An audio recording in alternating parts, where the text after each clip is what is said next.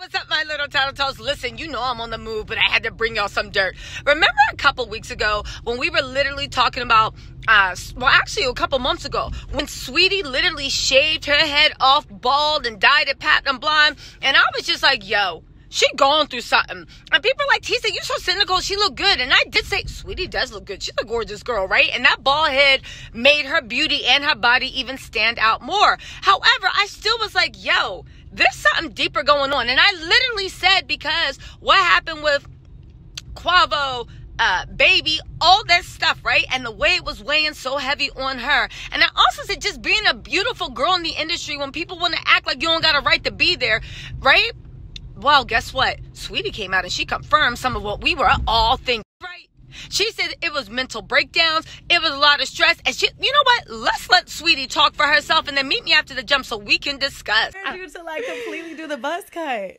Meditation. Really? As crazy as it sounds. Yeah, because I found so much clarity within myself. I wanted to start over. And I did research about hair, and hair holds a lot of energy. Wow. And I really wanted to just feel new and fresh Yeah. with this new music.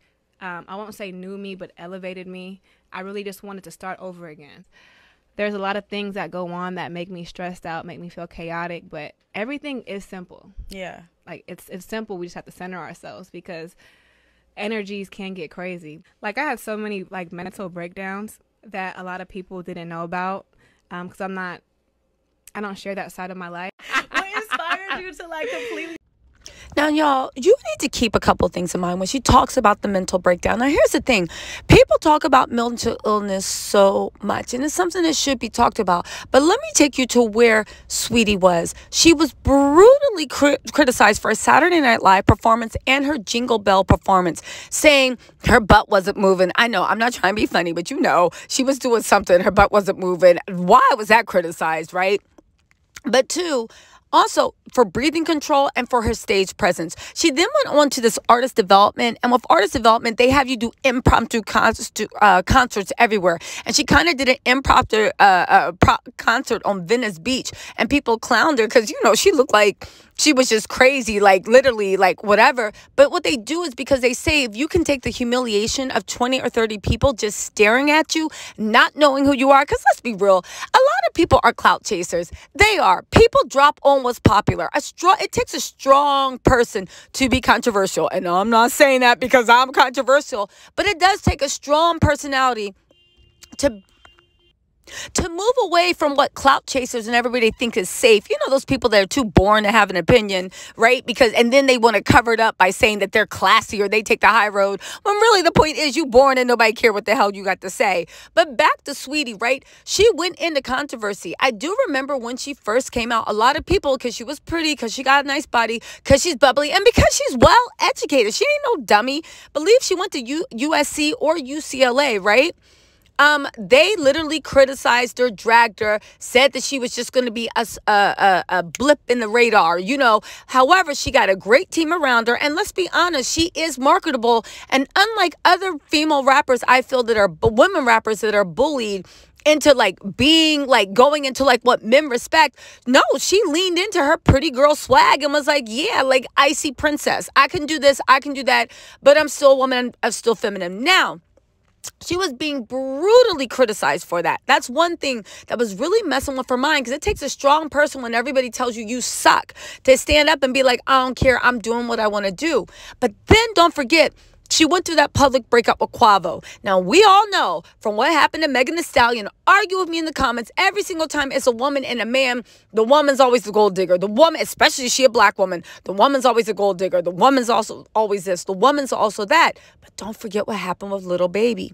She was spotted with Lil Baby. Fans put it together that they were hanging out together. She literally tried to, at least from what I saw, hint that there was something that might be her man.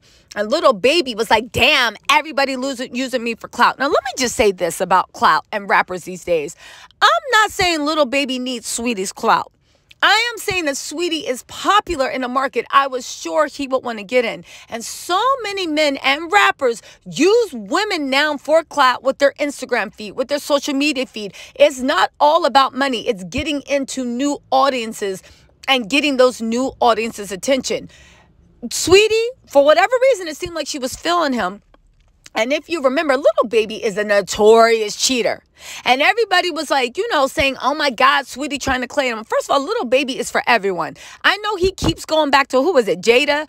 He keeps going back to her. But girl, that's because Jada just finally said, okay, you can cheat on me. You can do whatever you want. And I'm still going to be here. And listen, I'm not criticizing Jada and Little Baby's situation. It obviously works for them. They have an open relationship. Now, it's a one-way open relationship because she ain't allowed to talk to anyone. And he showers her with bags, gifts, all this stuff, right? Saweetie got in between that. And this is why they say don't ever get in between other people's relationships. And he ended up playing the dog mess out of her and then taking Jada back. And I remember for a while, everybody was laughing her, mocking her. Happy to see somebody that got a lot of light and happy to see her put back in her place. Everybody said it wasn't affecting her. I saw the way it was affecting her. And let's not even forget, for an artist's life, the type of energy drains, vampires, and everything else you have going on. It's so refreshing also, I want to say, for Saweetie to actually have the courage and actually talk about what happened, actually talk about the breakdowns, actually talk about what it takes to actually be strong. Because let me tell you something. If you always going to take the safe way, if you always going to be on the sideline, if you always going to be going with what the public says you should do or what you're worthy of, you ain't never going to be anything. And it's going to be so hard to amount to everything because you got to be strong and break free.